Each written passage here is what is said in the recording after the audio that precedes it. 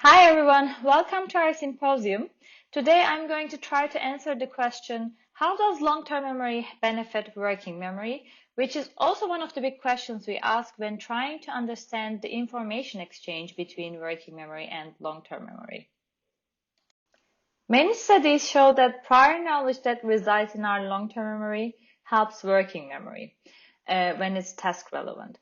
For instance, in a sequence of 9 consonants, when the first 3 were PDF, a familiar abbreviation, the sequence was better remembered compared to a sequence which didn't have a familiar abbreviation in the beginning.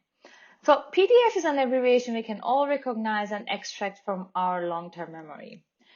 And what was observed in this particular study was that not only PDF was remembered better, but also the subsequent items in this list was remembered better than the subsequent items in this list. So this was the observation in Thalmann et al. So now our question is, how do long-term memory chunks help subsequent items in working memory that produces this proactive benefit? So our research question is, how do long-term memory chunks help working memory and produce this proactive benefit?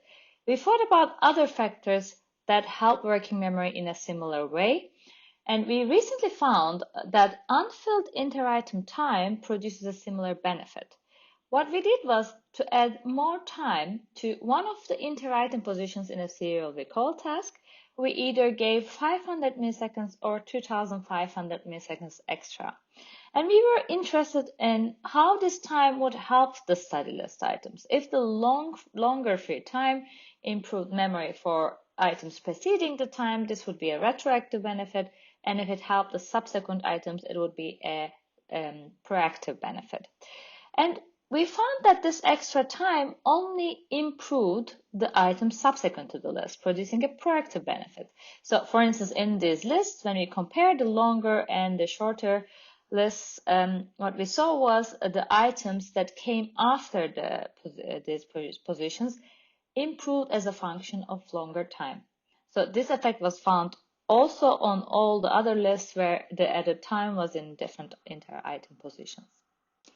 This finding made us question the mechanism behind this effect, this proactive benefit of time.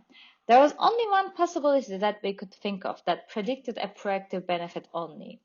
Imagine that there is a limited encoding resource that depletes with each item encoded and recovers with time. And time is the key word here. The resource will replenish more with extra 2 seconds that we gave that would leave more resources simply for the subsequent items, producing a proactive benefit.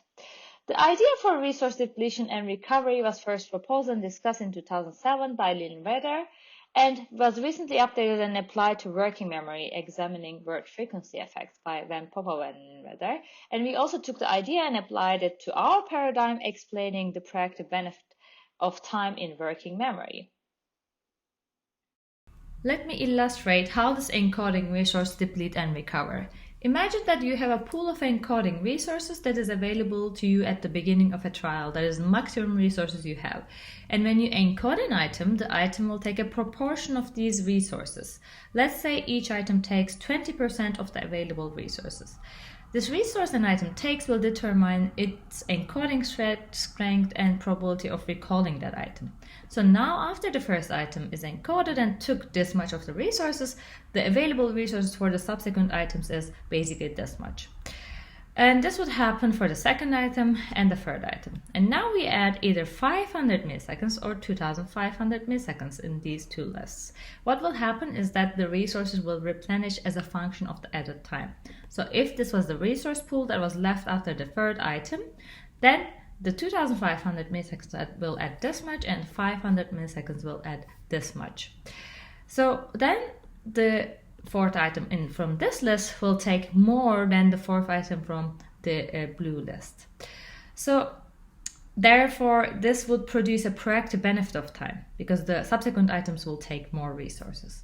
So we have two parameters in the simple implementation of the resource depletion and recovery: resource proportion each item takes and the rate of replenishment as a function of time. So we thought long-term memory chunks might be operating through a similar mechanism. For instance, a long-term memory chunk might be easier to encode, therefore it would take less resources. Then it would leave more resources for the subsequent items, producing a proactive benefit. So now the hypothesis we have is that long-term memory chunks are easier to encode, therefore consume fewer encoding resources. It is possible that PDF takes less resources than DHY. So how can we test it? One way we thought of was that if both long-term memory benefit and the time benefit operate through the same mechanism, they might interact with each other. So if we add more free time after a chunk, this could reduce the proactive benefit from the long-term memory chunk. So we wanted to see how time benefit and long-term memory benefit interact and created a 2x2 design manipulating the presence of long-term memory chunks and the duration of free time. So we conducted an experiment in which we manipulated these two variables. In the experiment, we presented 3 triplets, each of them presented for 900 milliseconds, and we presented them sequentially. Between each of these triplets, there were 500 milliseconds inter-item time. So in these two lists, as you can see, the first triplet comes from a long-term memory chunk, and the second list did not have a long-term memory chunk. So we will call these long-term memory and non-long-term memory chunks. This is the typical manipulation for the long-term memory chunk, and we should see the long-term memory benefit, the proactive benefit that we talked about. Now what we did is that we added time to this position after the long-term memory chunk. And this looked like this. So we added 3000 milliseconds instead of 500 milliseconds, and we have now 4 conditions that met these 2x2 design. And so now what we are going to do is that we are only going to look at the subsequent items because we are interested in the proactive benefit. So we have these 4 conditions, and we are going to look at the difference between these two to see the long-term memory benefit after 500 milliseconds. And then we are going to compare it with the long-term memory benefit after 3000 milliseconds to see whether the long-term memory benefit actually diminishes as a function of time. Let me illustrate how the long-term memory benefit could change as a function of longer time with the assumption that long-term memory chunks take fewer resources. So all conditions will start with the same pool of encoding resources at the beginning of the trial. Then either a long-term memory chunk is given or a no long-term memory chunk is given. So in case a long-term memory chunk is encoded, like in the blue conditions, they will take less resources. So now the remaining pool of resources for the subsequent items for these lists are higher. And then we add the time after this, so either 500 milliseconds or 3000 milliseconds. This will increase the resources available for the subsequent items, but they are not going to increase it to the same level. So there will be a difference in how much the resources increase. So let's say that these conditions increase this much and these conditions increased more because of the 3000 milliseconds. So the increase in the resources will be higher, and the subsequent items in these lists will take a little bit more resources from this one. Let's assume that the subsequent items in these lists took this much, and that would determine the long-term benefit after 500 milliseconds. And let's say the items after these lists took this much, and that will determine the long-term benefit after 3000 milliseconds. But when we compare the long-term benefit, basically the difference in these conditions, as you can see, the long-term benefit after 3000 milliseconds could be lower than the long-term benefit after 500 milliseconds. So this is what we expect. We expect an interaction. Now let's look at the data. The data shows the serial recall performance only for the subsequent items in the list, that is averaged across the second and the third triplets for the 4 conditions.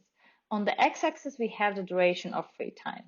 So upper line shows performance of lists with long-term memory chunks, and as you can see, they are better than the lists with no long-term memory chunks, showing the proactive long-term memory benefit. If we look at the points on the right side, we also see that they are better than the ones on the left side, suggesting a proactive benefit of time. So we have 2 main effects that we expected to observe.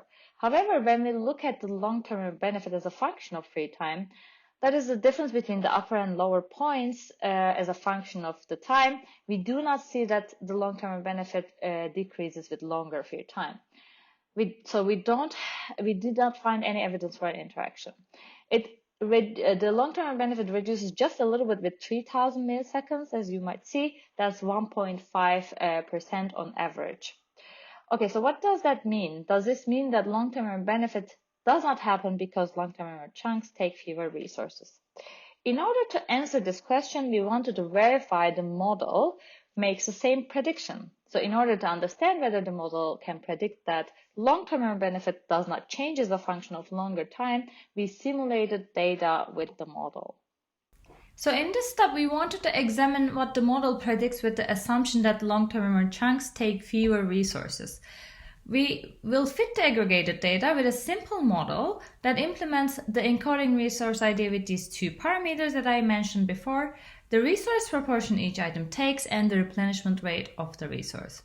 So our assumption is that the proportion of a long-term memory chunk will be less than a no long-term memory chunk. So we implemented that by doing this basically. We added a long-term memory parameter that we multiplied with the proportion that a normal item would take.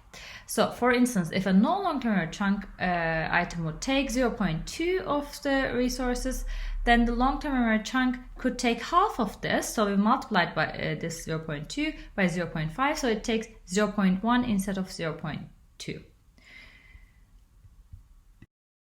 We fit the aggregated data using maximum likelihood estimation to see whether the model can account for our findings with these three parameters that I just showed. The predictions based on the best fitting parameters looked like the data. As you can see here, the triangles show the model predictions and the circles show the data, so they are very similar to each other. When we looked at the estimated parameters though, we see the following. The resource proportion an item would take is 0.2, the replenishment rate is 0.02, and the long-term memory parameter is 0.55. The predicted interaction contrast was also similar to the observed interaction contrast. When we take the difference between long-term benefit at 500 milliseconds and long-term benefit at 3000 milliseconds, it's 0.012. If you remember, this was 0.015 in the observed data. The model can predict the observed interaction, but with a very slow replenishment rate.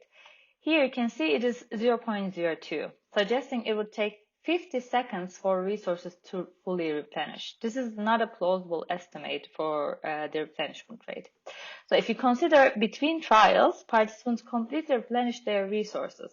So that's what we assume. And in these kind of working memory tasks, we usually have 10 seconds from the start of one trial to another. So such a low replenishment rate is actually not possible. Next, we refitted the model twice by restricting the replenishment rate parameter to be larger than 0.1 and larger than 0.15 to more realistic values.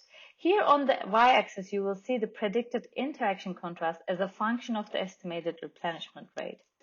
So when we set the lower bound of replenishment rate to 0, what we found was this point, that the estimated rate is 0.02, which we have seen before, and it gives us the interaction contrast, which is around the observed interaction contrast.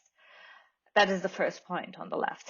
When we set the lower bound to 0.1, though, it is estimated as 0.1, and it predicts a considerably larger interaction contrast around 0.08. When we set the lower bound to 0.15, the predicted interaction contrast goes even higher. So if we assume that a realistic replenishment rate has to be at least 0.1, then the model is incompatible with the observed data. So the model can predict a small interaction contrast value at the cost of an implausible replenishment rate, and if replenishment rate is increased, then the model predicts an interaction. So to answer our research question, how does long-term memory benefit working memory, we tested a plausible hypothesis. Assuming that long-term memory chunks take fewer resources, that would leave more resources available for the subsequent items producing the proactive benefit. However, we did not find any evidence for an interaction between time and long-term benefits, suggesting that these are two main effects that do not operate through similar mechanisms. So it seems like it is unlikely the proactive benefit of long-term memory is because long-term memory chunks take fewer encoding resources. Thank you for tuning in, and I'm happy to start a discussion and answer your questions.